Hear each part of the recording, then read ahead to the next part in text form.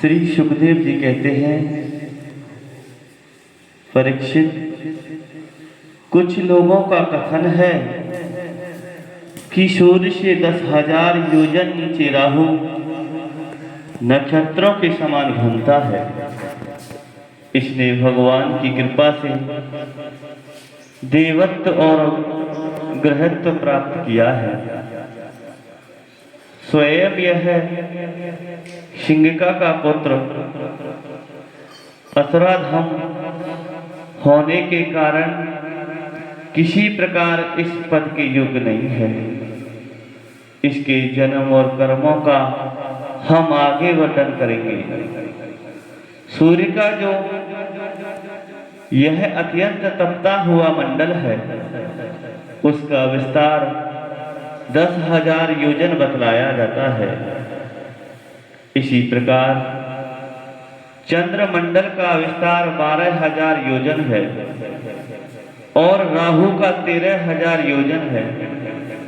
अमृतपान के समय राहु देवता के वेश में सूर्य और चंद्रमा के बीच में आकर बैठ गया था।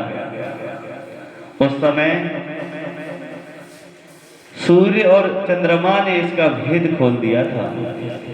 उस वैर को याद करके यह अमावस्या और पूर्णिमा के दिन उन पर आक्रमण करता है।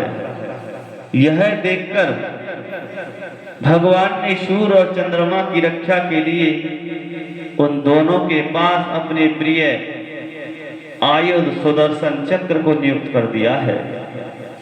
वह निरंतर घूमता रहता है। इसलिए राहु उसके अथाह तेज से उद्दग्न और चकित होकर मुहूर्त मात्र उनके सामने टिककर फिर सहसा लौट जाता है।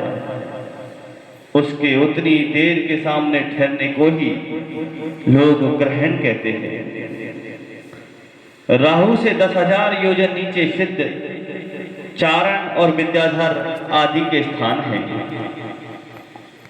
उनके नीचे जहां तक वायु की गति है और बादल दिखाई देते हैं, अंतरिक्ष लोक है। यह यक्ष, राक्षस, पिशाच, प्रेत और भूतों का विहार स्थल है। इससे नीचे 100 योजन की दूरी पर यह पृथ्वी है।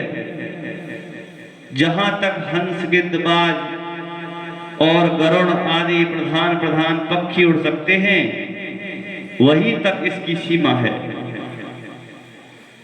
पृथ्वी के विस्तार और स्थिति आदि का वर्णन तो हो ही चुका है। इसके भी नीचे अतल, वितल, सुतल, तलातल, महातल, रसातल और पाताल नाम के 7 भूविवर भूगर्भ स्थित बिलिया लोक है। ये एक के नीचे एक 10,000 योजन की दूरी पर स्थित है और इनमें से प्रत्येक की लंबाई चौड़ाई भी 10,000 योजन ही है। ये भूमि के बिल भी एक प्रकार के स्वर्ग ही हैं।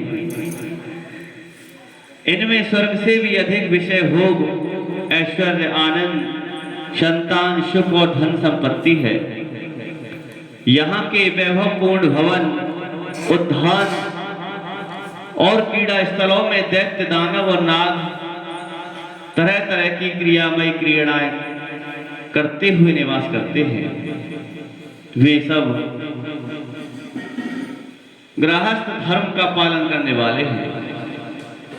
उनके स्त्री, पुत्र, बंधु बांधव और सेवक लोग उनसे बड़ा प्रेम करते हैं और सदा प्रसन्नचित रहते हैं। उनके भोगों के कोई भी बाधा डालने के इंद्रादि में सामर्थ्य नहीं।